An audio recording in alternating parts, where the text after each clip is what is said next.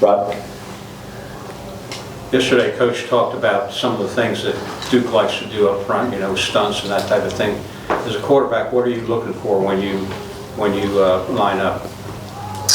One, it kind of depends on play, but for the most part, see what front they're in to get the protection right, make sure that's all right, and then right before the snap, you're looking at the shell of the defense. Is it one high, two high? Does it look like man, zone, stuff like that? Okay. What kind of things have you seen from Duke just on tape? They're a really well coached football team. They try to cause a lot of havoc defensively. Whether it's up front or trying to create turnovers on the back end. So they do a really good job of doing that so far. And I think they've caused like 11 turnovers this season already. So they do like I said, they do a really good job of doing that. And then they're a really well coached football team defensively. Haynes, you talked about last week, the message obviously being just to elevate going against Virginia Tech. What's kind of been the message this week? What's kind of what you've been telling kind of the players as the leader of this team, what you guys are going to accomplish this Saturday?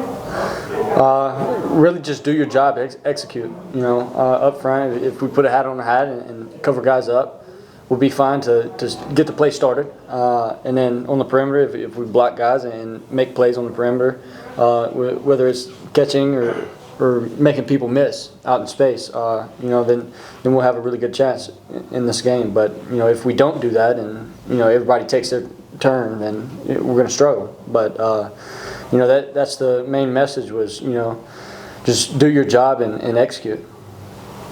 Chad? When you first got here, Georgia Tech was definitely underdogs, right? Like you guys had that underdog mentality. That's clearly shifted. Is that something you guys talk about, think about, or don't care about? No, we don't talk about it much because, like I've said before, we try to eliminate all external noises and stuff like that and focus on ourselves. Our opponents are faceless. And if we handle our business, everything will be fine. But like I said, Duke's going in here, they're a really good football team. And, we're going to have our hands full for 4 quarters. I know you're mostly focused on the Duke defense, but have you seen Mensa play? I know y'all both been mentioning kind of big time quarterbacks this year. Just what do you think about his game, and what have you seen from him that's kind of be as good as he has been this year? I haven't seen much, but I've seen a little bit. I met him this summer when I was at the Manning Passing Academy. Really good guy, and so far he's been slinging it around.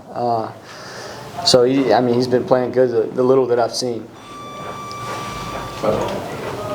The last 3 weeks that you guys have played, there's been a team that's had a bye week involved.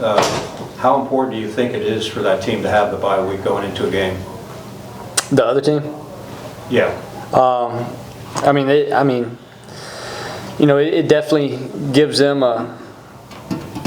I guess you'd say a lead in watching us, and an extra week and stuff like that, so they get ahead. But like I said, it's all external noise, all external factors. As long as we focus on ourselves and how can we improve, how can we continue to get better, we'll be fine. Chad? You had a bunch of guys from 1990 here over the weekend, a bunch of former coaches. Were you ever talk to any of those guys? Any of those guys come talk to you? Yes, every now and then. Very seldom, but it's always nice just seeing a bunch of those guys come back and watch and cheer us on, and the support that they have and the excitement that comes with it. Sure. Just going back to Mensa and the Duke offense, of course you guys won't score on every single possession, but it's like, is there any added pressure just in a week like this when you're facing a really potent offense to maximize every one of your possessions? No, not really. It's a football game, Find ways to win. Whether it's, scoring every drive or, finding ways to control the ball, time of possession, stuff like that. Just find ways to win. Whatever it is and whatever the game plan is, how are you going to execute? How are you going to prioritize what's going on in your life to be able to go through that and have a successful game? No, sure. Haynes, what's just your thoughts on the defensive front and defensive line? They got one of the top guys in the country, Anthony Benson Jr., 6.5 sacks this year. Just what's your thoughts on the defensive front for Duke? I mean, they're very explosive. They play hard. They have a almost kind of like an energy bug. They're not going to quit. They play through the whistle. Like I said before, they try to cause a lot of havoc, whether it's stunts or just playing really, really hard. So, like I said, we're going to have our hands full for 4 quarters. They're really well coached up front, and if we handle our business, then we'll see what happens. Last Saturday, you noticed that several of your offensive linemen were really laying down some good blocks downfield that allowed you to go up with some big runs.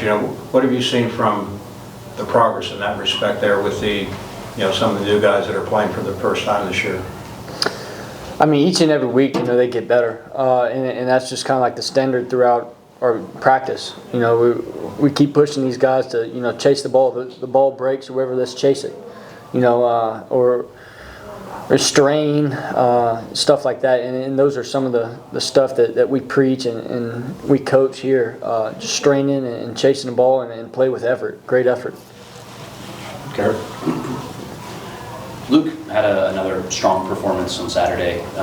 What have you seen from him just as he's continuing to grow and progress in this offense? I mean, he's only going to get better. Right now he's still kind of young, but each and every week, like you said, he's progressed and starting to become more of knowing what's going on and his role for this team. And like I said, each and every week, the better he plays, the better that we are, because he can make stuff happen in open space. So it just makes the whole team better and more explosive. So, I mean, like I said, he's only going to get better, and the stars are bright for him. Ups. The noon kickoff a few weeks ago at Wake, team got off to a slow start. Do you guys take any lessons from that? Do you change anything up? How do you kind of approach that with a noon road kickoff this week?